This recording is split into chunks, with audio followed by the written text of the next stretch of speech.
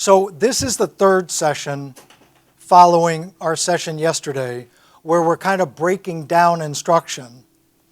The first session this morning was on Tier 1. What does it look like? We integrated some specially designed stuff in there. The last session was what are the characteristics of Tier 2 and Tier 3, and how do they relate to Tier 1? This session is focusing on specially designed instruction. So how many of you in here are involved one way or another with special education? Thank you. If nobody raised their hand, I would be going, I'm in deep caca here because I'm going to be talking about something nobody cares about. Or they you would think it was that you were the one that was special, right? So that's awesome. How many of you are special ed teachers? How many of you are special ed supervisors or something like that? How many of you are principals? Thank you for coming. I mean that sincerely, because this is typical, and this explains part of our struggle. Special ed kids are all general ed kids first. They only have one teacher, unless they're fully self-contained, which not many places are anymore. Their teacher is their general ed teacher. And leaders, I was a building principal for 10 years. Whenever I asked a kid who was on an IEP who their teacher was, they knew after interacting with me one time what the correct answer was, and it was their grade level teacher. All the rest of us are there to support that kid being successful at grade level. And it's even more meaningful now because everybody basically has to attain proficiency and everybody's aligned with standards. So I am sincere when I say thank you for coming to this. I mentioned in the other sessions, as a building principal, I would always do walkthroughs first in special ed instruction, title instruction, EL instruction. I wanted to get a sense of how those kids performed with the most scaffold and supported instruction. So when I went into the general education classroom, I could see how well that stuff was aligned with what was going on in general ed. And if it wasn't, then we had conversations. Because the purpose of Tier 2, Tier 3, and specially designed instruction is to help kids be more successful in Tier 1. And as I continuously say, there are no specially designed instruction lines at McDonald's. Once a kid on an IEP or a kid who is struggling walks out the stage door after graduation, none of the support structures walk with them. So Tier 1 is the reality show of education. The better you make it in Tier 1, the better you will predict your post-secondary success. So everybody has to be focused on Tier 1. And specially designed instruction has been hanging out there by itself for a long period of time. So the whole movement which Indiana is actually leading around standards-aligned IEPs is what is going to ensure that special ed kids begin to show better performance on any measures, whether it's classroom, high stakes. And I started the first session, I don't think I mentioned it last session. We just completed work, a group of us, myself, for those of you who are in the behavioral world, George Sugai, and in the instructional world, Anita Archer, working for 3 years with a district in Massachusetts that was on 1 point away from going on state, they call it observation. It means you're basically in deep trouble, right? And 29% of their high school kids in 10th grade with disabilities were proficient. As of June 2017, that number has moved to 82%. And the big ideas were 3. All IEPs are standards aligned. Virtually all of special education is in the general ed classroom. Everybody is in there. Kids are actively involved in their learning goals.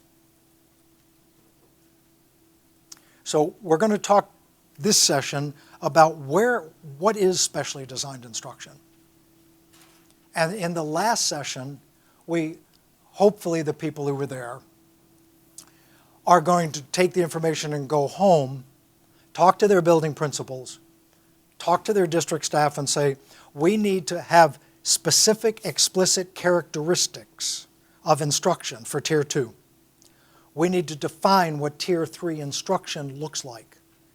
The purpose here is to define clearly what specially designed instruction looks like.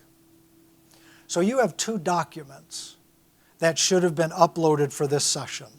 One is the PowerPoint, and another one is a document from Florida. I'm not suggesting that you use it, but I thought it would be a good resource. It is called What is Special About Special Education? And it is our state guidance document on how to differentiate instruction across the tiers, how to build specially designed instruction so it is aligned with Tier 1. It's question-driven, so it's pretty cool. And if you wanted to have it for a book club kind of thing, that would be helpful. I wouldn't suggest that you adopt it the way it is because it's based upon our view of the world and the needs of our kids in Florida, and in some areas those needs are similar, and in some areas they're not. But it would be at least something to take home and take a look at. So here are our goals for this session. What is specially designed instruction? Let's be sure we all have common language, common understanding. So because there's only one building principal in here, I feel badly because I'm going to keep saying. So what is your first name? Kim. Kim? Awesome. I had multiple and assistant superintendents and stuff in the other, so I could go around and pick on them. When I was a building principal, I wanted to be sure that every teacher in the building understood if a kid was getting title, what was happening there and how did they do it. If they were getting specially designed instruction, what did that mean?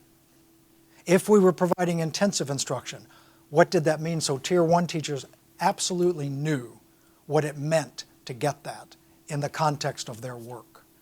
So those common language, common understanding things are incredibly important as the bedrock for collaboration. So what are the characteristics of specially designed and how do we know if instruction is evidence-based? What does SDI look like in Tiers 1, 2, and 3? Who should and can deliver it? And how do we ensure that it's integrated across the tiers? So just 2 common language, common understanding things up front. Specially designed instruction is what differentiates kids with a disability who are getting 504 services or specially designed instruction. If you have a disability and you don't need specially designed instruction, then you're not in special education. It is the dual eligibility requirement for special ed. If you have a disability and you simply need accommodations, then you're covered under 504. If you have a disability and you don't need any of it, then you're simply a person with a disability. That's it. I work with tons of kids who have disabilities who aren't getting any specialized services other than really good core instruction, particularly as they get older, because they're taking on more responsibility for their own learning. They have agency, and they know how to use technology and access supports. I gave an example in the first session this morning. I won't go through it again I don't want to bore people. But I have 7 grandkids, and the 2 oldest ones, 11 and 9, go to an amazing school in Naperville, Illinois, if you know where that is. And everything is driven by technology. So everybody gets their homework 45 minutes after the end of school on their school-based email. There aren't homework assignments. They don't take time to do any of that. They send it via email. All the kids are connected in an email system with the teacher, with their cohort. Their parents see every email that goes back and forth, so do the teachers. Their whole curriculum, if they don't know how to do something on a homework assignment, they can click on the curriculum. It takes them to a Pearson website that locks right into where they are in that curriculum. Video streams instruction and allows them to practice and give them feedback on an area where they need help to do the assignments. And I gave the example, I'm going to babysit them on Wednesday. They teach me so much about technology in Tier 2 and Tier 3 and what have you. So I'm going to babysit again Wednesday. I was there in November babysitting them, and the older one had a problem. And she said, Papa, can you help me with this? And then she got an email or a ding or whatever it was.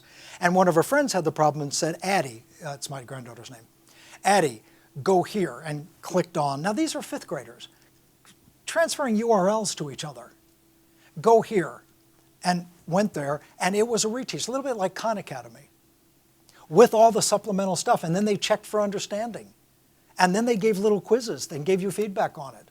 And she's like, I don't need you, Papa, that's okay. And of course, it breaks your heart when your grandkids say you don't need me, right? And then I said, show me what you just did. And she did. And by the way, I got put on the Pearson. So I'm now on the email site. So 1,200 miles away, if by some chance they need help, I can reach across. But my point is that teaching kids how to help themselves is absolutely critical for kids with disabilities. So this specially designed instruction is increasingly more teaching kids how to access stuff to help them than waiting to get to school. Any of you folks here have classrooms with flipped instruction? Do you know what I mean by flipped instruction? Okay, flipped instruction for the rest. What grade level?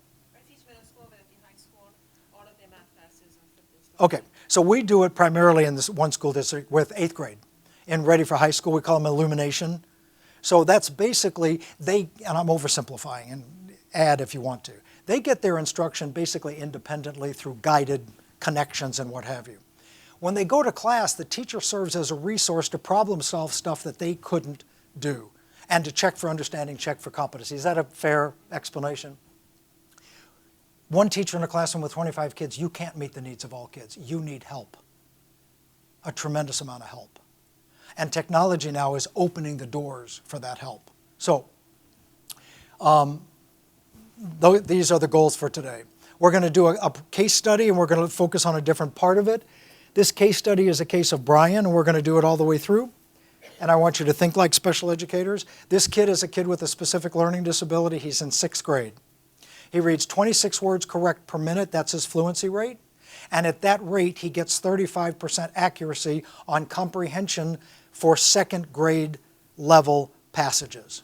Remember that you don't comprehend at a higher level than your fluency level ever for oral and silent reading. If you do, you don't have a comprehension problem. If you're a 6th grader comprehending at a 2nd grade level and you're reading at a 2nd grade level, your comprehension at that point is just fine. Because if you can't read fluently, it messes up comprehension, right? However, when the material is made available to him through speech, that's either somebody reading it to him, a text-to-speech platform, his comprehension is very close to grade level. This kid, the focus of this kid's IEP for years has been fluency. Fluency does not appear in state standards anywhere past 3rd grade. It doesn't exist. And I'm saying some things here I didn't say the last session. Any of you familiar with the Andrew case, the Supreme Court case? That case basically said, schools cannot choose to dummy down the curriculum. I mean, it said it in 56 pages, but I found out a week and a half ago that an Alabama judge ruled the first week of January against a school district because the IEP goals were not aligned with the grade level in which the kid was enrolled, which now is the federal requirement. So specially designed instruction is at a crossroads here. And we have to be able to bridge this gap between how does it relate to kids' grade level standards and what about the deficits that these kids have. So this is kind of a new era, but it's only going to gather steam from here. So I want to hopefully have some discussions today, and you have some discussions around how do we deal with IEPs. But more importantly, how does an IEP ensure access to grade level standards? So 6th grader, 2nd grade level, oral and silent reading comprehension, second grade, listening comprehension, close to grade level. If you are reading at second grade level, are you writing it much better than second? No. And I use this a lot with a variety of people, this example. I've never heard a sixth grader like Brian talk at the second grade level. They talk like all the other sixth graders. They know the meaning of words they can't read. So we don't ever want an IEP to imply that a kid's capacity level is driven by their deficit area, particularly with SLD, because their thinking is just fine. It's how do they access that? So keep that in mind. The format that we use in dealing with IEPs in my state is not IEPs first. And you're doing work here in Indiana that parallels this. So the first thing that we do, first of all, at an IEP meeting, and in our state, how many of you have electronic IEPs here in Indiana? Do you use the PCG? Yes, because you're statewide. You have drop-down for standards, right? In our state, you can't drop down standards that are different from the grade level in which the kid is enrolled. It prevents you from doing it. That way we don't wear stripes. You have stripes, but they're going the wrong way. Okay? We don't want the ones that are going this way. So therefore, IEPs can't be written at below grade level. And they shouldn't be. The focus of instruction might be, but the standard can't be. And we really, as special educators, have to get general education teachers to understand that kids who don't have these basic skills can still access higher order standards, particularly kids with disabilities. And we have to always be saying that with them. So here's what we do first. Take a standard, and we break down or unpack the standard. In my state, we circle the nouns, underline the verbs. The nouns are what kids need to know. The verbs are how they're supposed to do it. So that then takes a abstract standard and breaks it down into the know and the do, the CUD. What do they need to know, understand, and do? We then say, at the grade level, in this case, Brian, grade 6, what do we expect sixth graders to do to be able to do work that is aligned with that comprehension standard? And I don't know if all of you don't have it in front of you, so I'll read it very quickly. Recount stories, including fables, folktales, and myths from diverse cultures, determine the central message, lesson, or moral, and explain how it is conveyed through key details in the text. Nowhere does it say you have to read it, and nowhere does it say you have to write it. We tend to impose that standard. But it's important to know what the sixth grade expects at that school. So they're given stuff, they have to read it, and then they're expected to either write an essay, they're expected to answer questions. We tend to use rubrics. How many people are doing standards-based grading? What district are you? North Pleasant Middle School, South Bend, Indianapolis. Okay, because there are a couple of the other groups, Goshen middle schools are doing standards-based grading. Anybody here from Goshen? Okay. Standards-based grading really helps. It's confusing to everybody. The report card is 8 or 9 pages long, and it's 1, 2, 3, 4, 5, and we'll get better at this. Nobody ever thought about how do you communicate grades in standards-based grading. But what it does is to not allow us to become trapped by things that used to be used that prove limiting for some kids. The other thing that it does as an educator for me is that it keeps us, it would be really odd, wouldn't it, if we asked people to do standards-aligned instruction and then grading that wasn't aligned with standards? So we haven't navigated it through yet. And these first examples are rudimentary, they're hard work. You look for peer reliability. What did you do on this? What did you do on that? Is it a 1 to 5 system? For 1 to 4. 1 to 4, okay. I think Goshen's is 1 to 5 maybe. So, and what does that mean? Okay. Special care. Yes. So actually, one of the principals, Brian Bellick or something like that, we talked about, particularly at the middle school, having a discussion about giving an interpretation of that based upon the previous system. So what would it mean in the old system if you got this in the new system? And he thought for some of the stuff that they could do that. Their difficulty is the high school doesn't use standards-based grading. So they also don't know how to use it because they don't know what it means when kids come in, right? So, but this is transition in progress. So what are the skills the 6th grade teachers say, this is how I expect the kids to demonstrate this standard. This is what I expect them to do to access the content. That's fine. But as a special educator, we now have to say, this is what it is expected. These are the skills the kid doesn't have, which then may become part of the focus of the IEP. Now, any school psychologists in here? Okay, you're not going to like what I'm going to say next. I would much rather do that than something off of Woodcock Johnson. Yeah, or something like that. Because I tell you why. If we want standards-aligned work for students, we have to be sure that the assessments are standards-aligned, and we don't have any assessments that are standards-aligned. So by doing this, now you could go do other stuff and what have you, but by doing this, we've identified the standard, we've identified the task demand of the grade level, and we've identified what skills kids have to have. And now you could bring the data from your assessments and say, based upon my assessments, these are of those skills that they don't have. And that way it keeps it standards aligned. So I just did a thing 2 weeks ago for school psychologists in the north part of Florida, talking about what is the role of a school psychologist in standards aligned IEPs. And we're still having good conversations about that because it is going to change. But it should be informed by everybody involved. Have any of you been to Peg Dawson's executive function stuff? Peg has been a lifelong friend of mine, and we were having dinner last night, and we were talking about a kid in a case.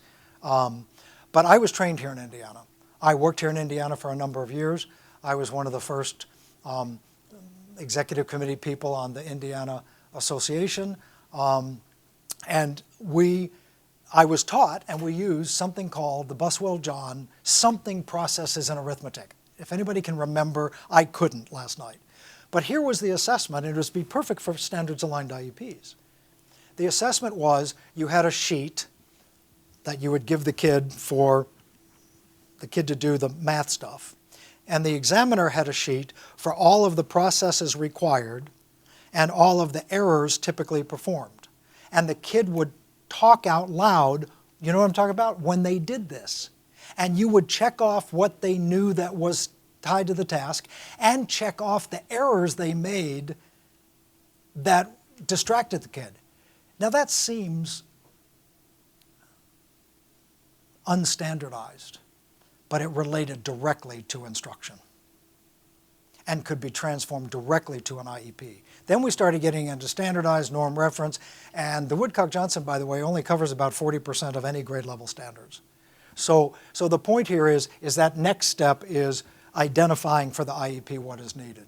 Then we go into and ask things like, and we'll talk about this in a moment, how do we use universal design for learning to bridge the gap between the kids' deficit skills and this standard that is appropriate for the grade level? In one case, it could be text-to-speech. It could be the Pearson stuff I was telling you about. Because the kid can't read it, kids need to reteach, what have you. So this is where we start. We start with people thinking about what the standard is, what the task demands are for this school, where this kid is relative to that before we start thinking about developing specially designed instruction on an IEP. So that's what this is about. So big ideas to stimulate your thinking. I'm not going to talk about that because we already have talked about it. And we've talked about all of that. So these are Indiana data just to go back to standards-aligned IEPs. This is 4 or 5 years of Indiana data for gen ed kids and special ed kids. And what it clarifies in Indiana for every other state as well is that the performance of special ed kids is determined primarily by the performance of the general ed kids in the classroom in which they're enrolled.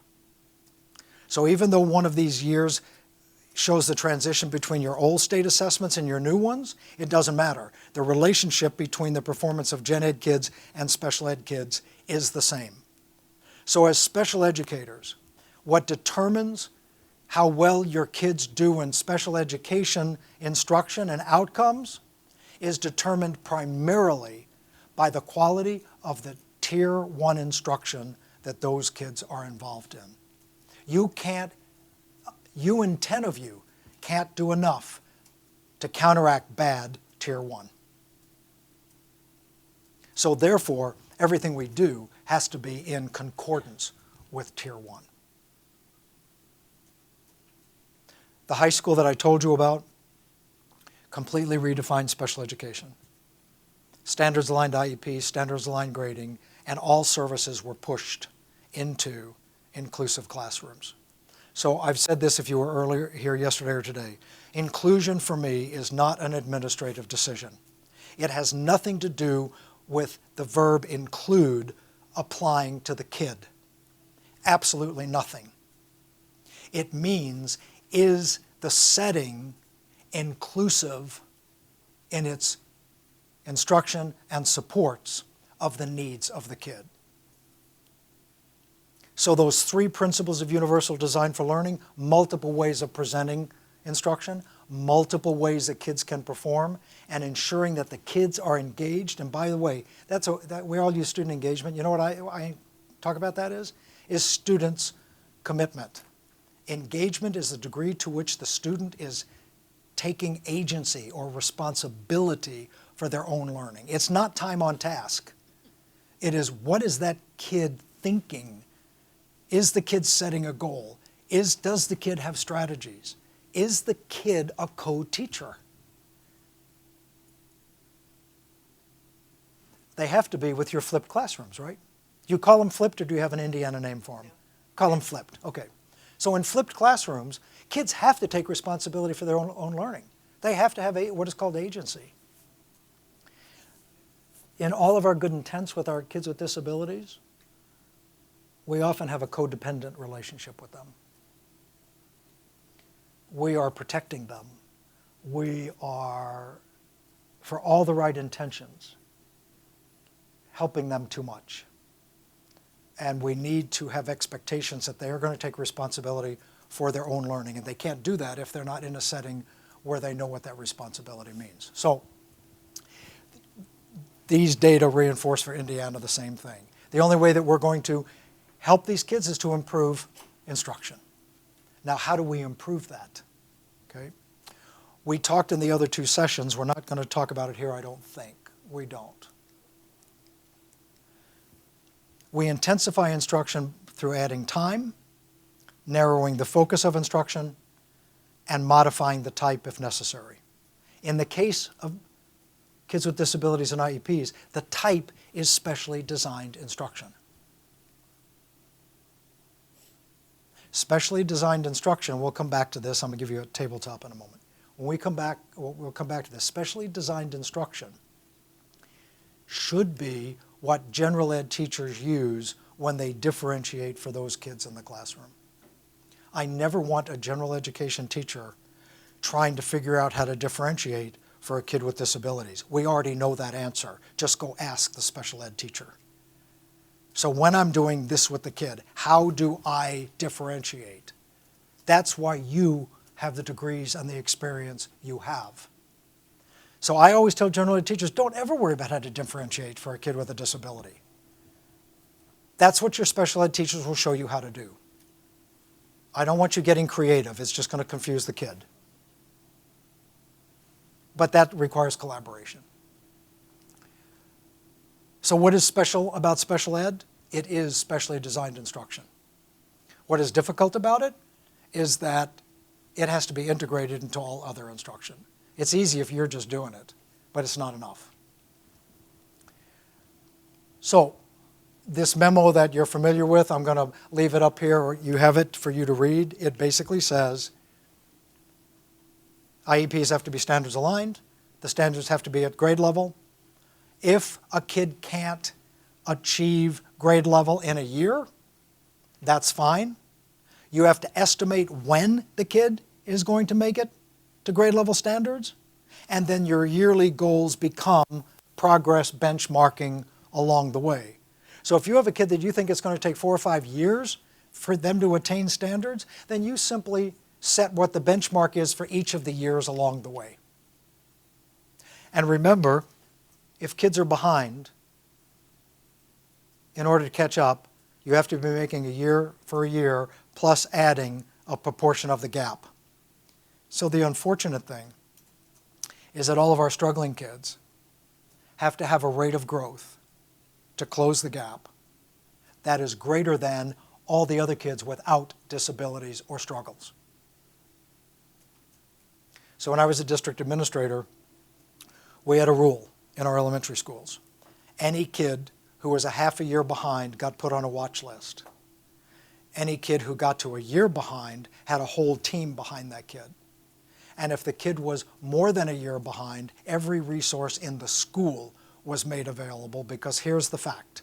Once a kid is behind more than 2 years, there's an 8% chance they will ever catch up, unless you have all these extra supports. The farther behind they are, the harder it is.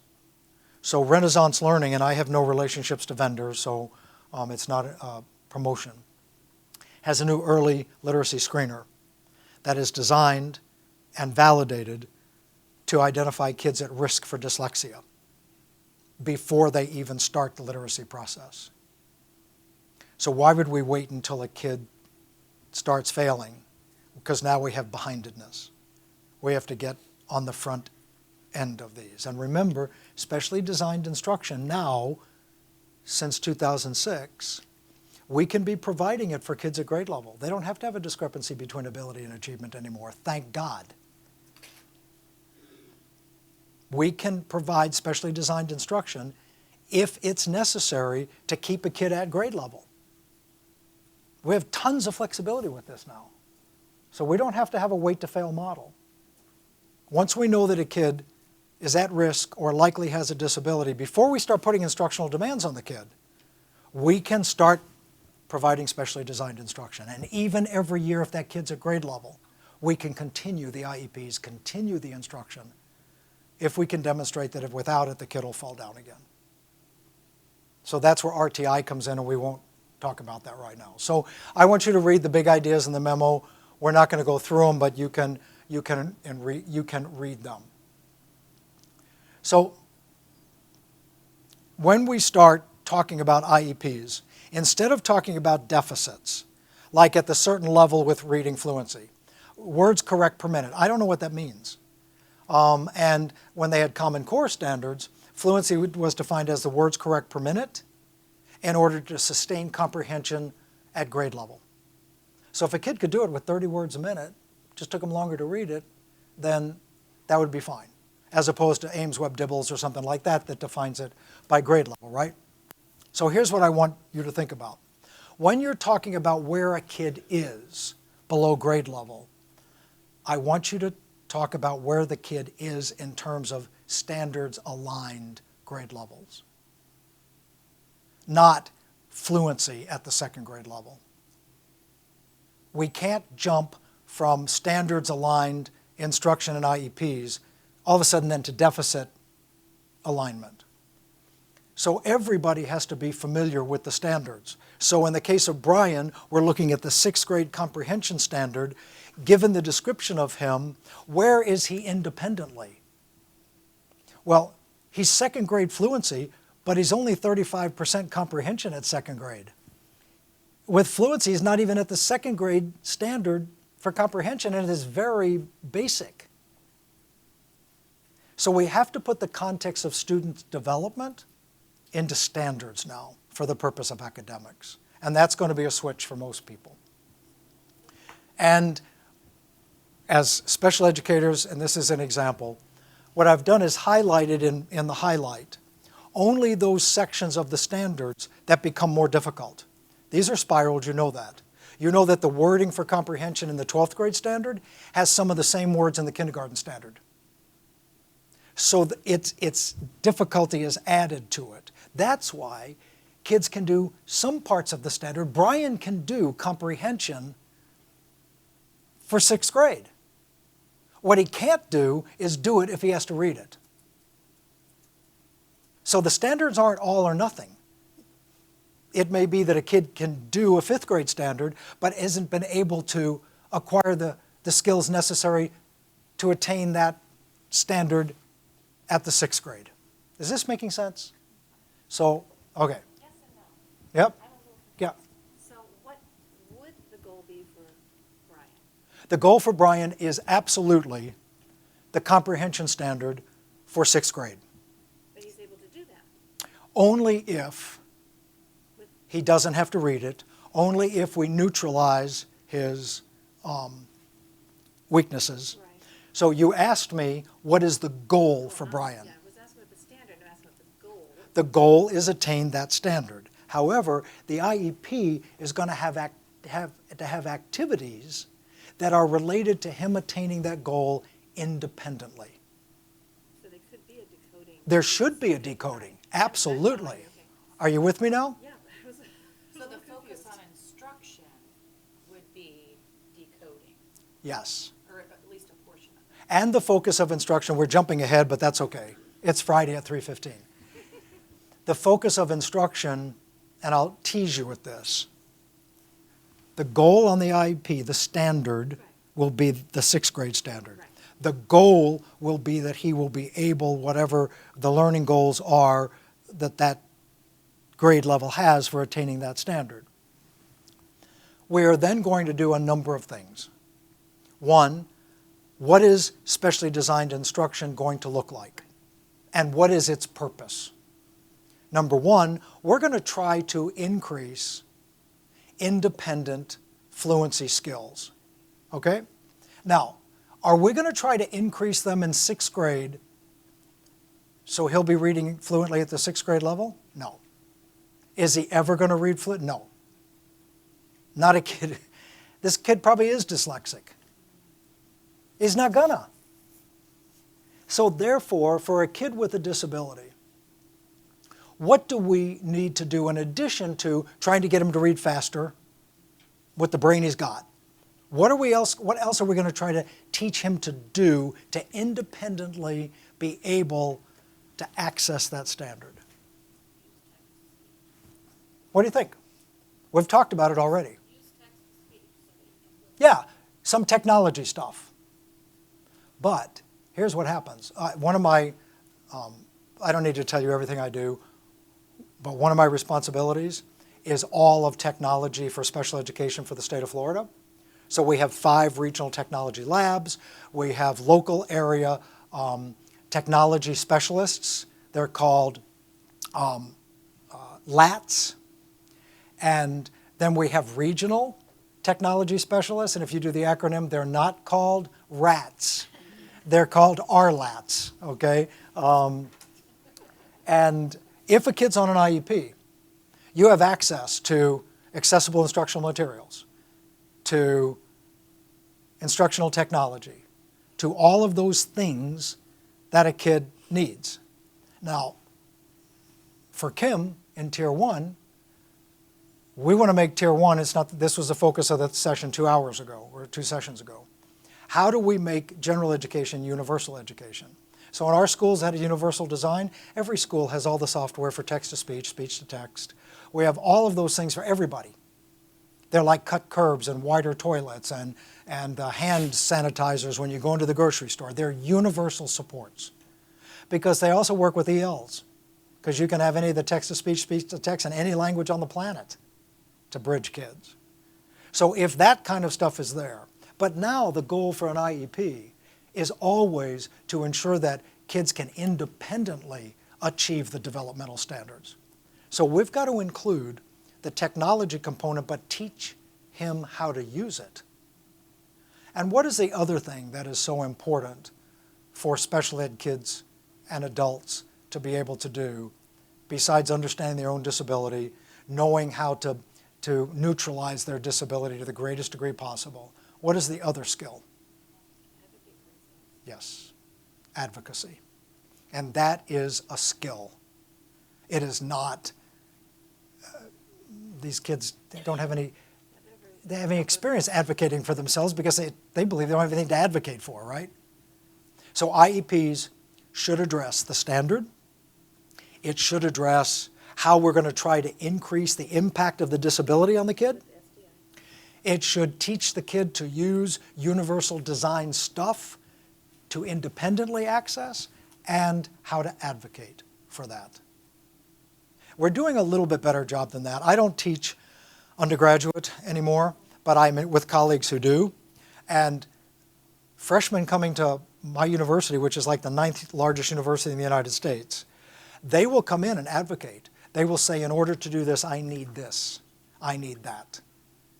Office of Student Disability Services provides it. That's kind of like our technology. So we bring all of that together. We just don't do that in public education, and we certainly don't do it for younger kids. So I'm glad you asked the question. So as we work through it, that's what we're going to look at. So let's jump to what is a definition of specially designed instruction. I'm going to skip through this because I've been talking about it all along. This is the document that you got with this session. So you did get it. Look at there. You got it right there. Awesome. And so you can look at it at your leisure. It really help you organize some of these things. We've already talked about the purpose of Tier 1. This, by the way, is Indiana's, the first page of Indiana's statewide lesson planning guide for everybody in the state. The last couple of items, as I said, require that all general education teachers talk about modifications. What is the other? It's I blocked it. Accommodations and modifications. But the other one is to explicitly say how this instructional approach is going to meet the needs of all kids in that classroom. It is brilliant. And it is what defines universal education. And Indiana is one of the few places that has it. Now, it's been my experience by asking this question that not every school building is aware of it. But remember, the State Department sends out stuff, and they honestly do believe that you're going to stop everything you're doing and read their memos and become competent in their protocols, right? But that is a bridge that you can use. And differentiation accommodations, you see it there. Access and engagement for all has to be addressed.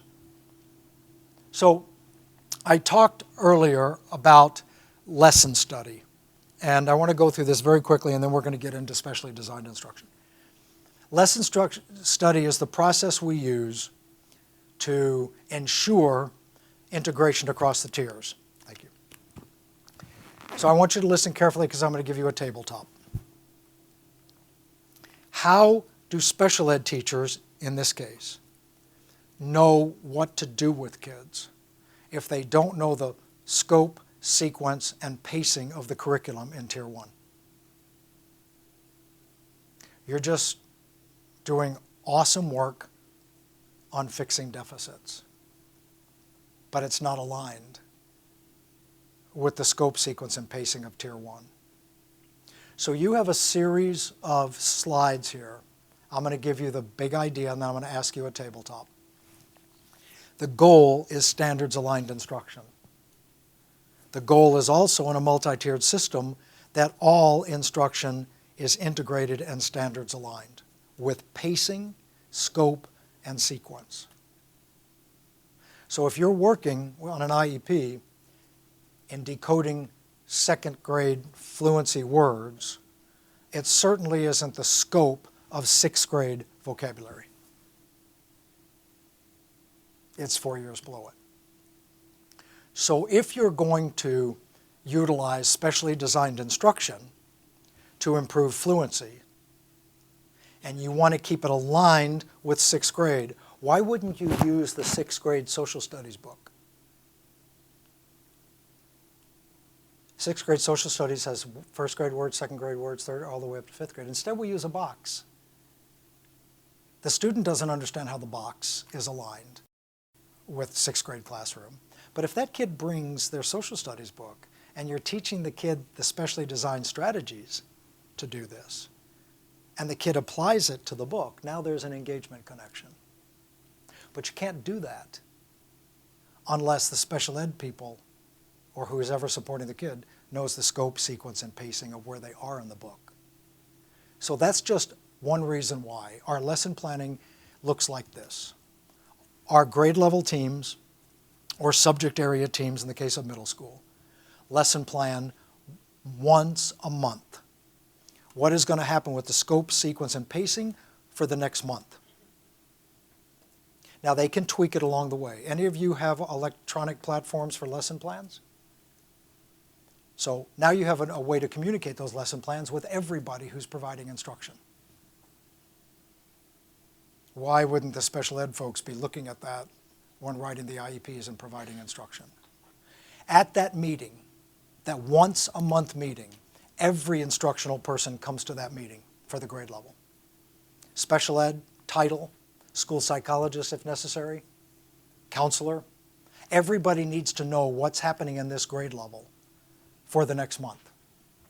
The next thing that happens is that the support staff, let's say it's title people, special ed, they sit down and talk about what does that mean for my instruction over the next month, so they can align with that instruction.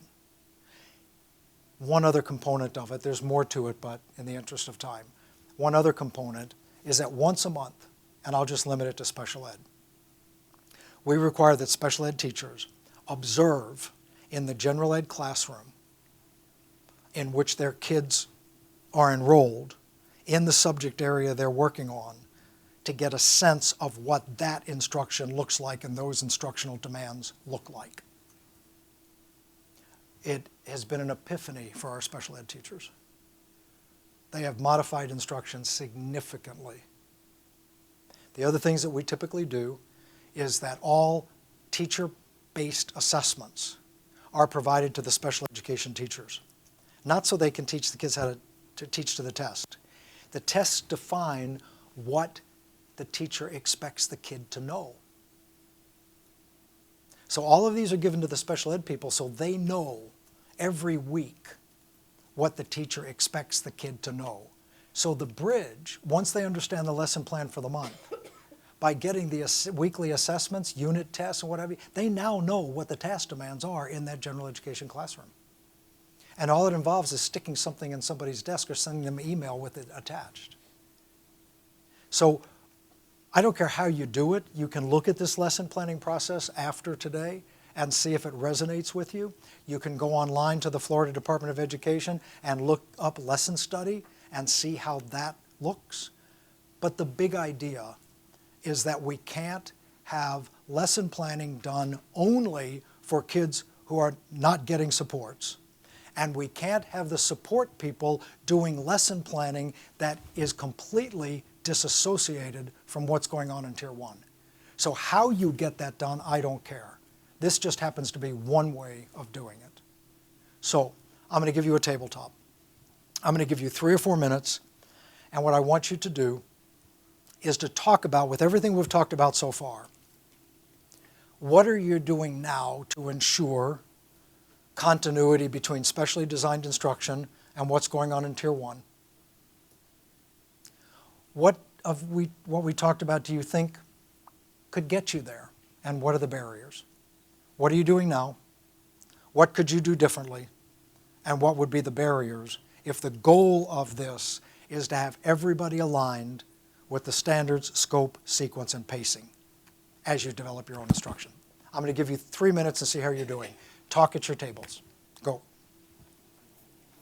Different ways that people are already doing some of this stuff. Teachers giving, gen ed teachers giving special education teachers lesson plans by Sunday, and then you start doing it on Monday. There is a lot of stuff here. I just also wanted, I overheard something and I wanted to give another example of using technology and make one more comment about the role of special ed teachers, and then we're going to spend the last 10 minutes focusing on some specially designed stuff, additional specially designed stuff. Technology can also take complex text for the purpose of comprehension for kids who have vocabulary issues and make it into simple text so they can acquire the comprehension skills. And you can do that easily with technology. The other thing that I wanted to make a food for thought is, what is the role of a special ed teacher in co-teaching? The best use of a co-teaching time for kids with disabilities is that instead of doing your special ed thing in that classroom all the time with a kid, You want to increase the capacity of the general ed teacher to do that. It's not you doing that specialized instruction all the time. You want the general ed teacher to learn to do that. Any speech therapists in here? When I was a building principal, I had 3 or 4 speech therapists in the building. And their job mainly was to teach general education teachers how to meet the needs of kids with language issues and, if necessary, articulation stuff in the process of teaching. Because pulling kids out, doing all that practice with them, and then spending most of the day making errors resulted in no progress. So the teachers had to be able to prompt what a speech therapist would have done had they been there, and they embraced that. So you want to increase the capacity of the general ed teacher. Give that general ed teacher more of your skills. The other thing you want to do is increase the capacity of the student to advocate for themselves and to show you how to do that. So if a kid asks, how do I go on the internet and find help with this? My first says, show me what you can do right now. I'm not going to tell the kid. I never tell the kid or tell the teacher. I will show them and ask them to do it, or I will guide it with questions.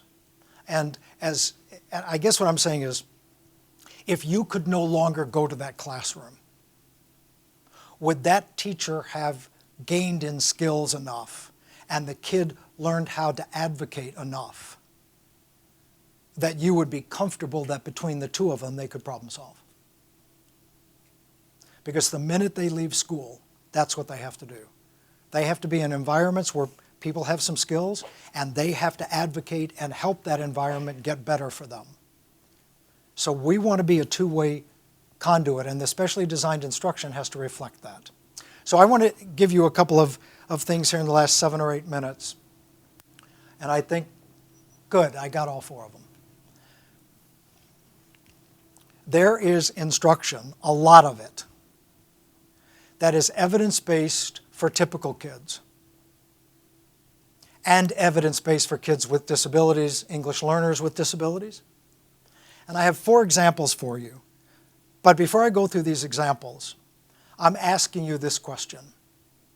If general education, and Kim and the breed you represent, okay, all principals, and chief academic officers, and curriculum specialists in school districts, why would a general education teacher, every general education teacher has kids with disabilities in the classroom, English learners, kids with environmental disadvantage, and they don't come with the background and what have you. Those kids exist in all of our classrooms. Upwards of, in some cases, 90%, but it's at least 20% in all classrooms or more. So why would we not be using instructional strategies in Tier 1 that is also evidence-based for kids with disabilities? And then in the IEP, you use those strategies in your specially designed instruction that aligns with, you're supporting that in the general ed classroom. Does that make sense to you? Does it make sense on the surface, yes or no? Yes. Okay, now let me give you examples.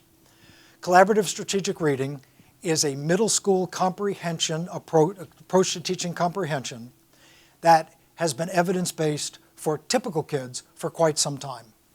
A group of researchers, and you don't even know their names, you can, I've got it up here, Sharon Vaughn and what have you. They said, look at the instructional approach to teaching comprehension. That looks like it would be great for kids with specific learning disabilities in the area of reading. So they launched a series of studies. I'm only going to give this long story once because it applies to all the other ones.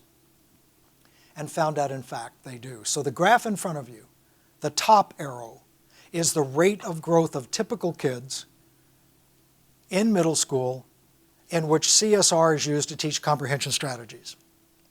The line right below it, parallel to it, is the growth rate of students with disabilities in those classes where CSR is used. The line below that is the progress with kids with disabilities in which CSR was used in pull-out, but not in the general ed classroom. So at the very least, specially designed instruction, any instruction, remember the definition of specially designed, and it's in here somewhere, is instruction that is designed to reduce or eliminate barriers to learning caused by a disability.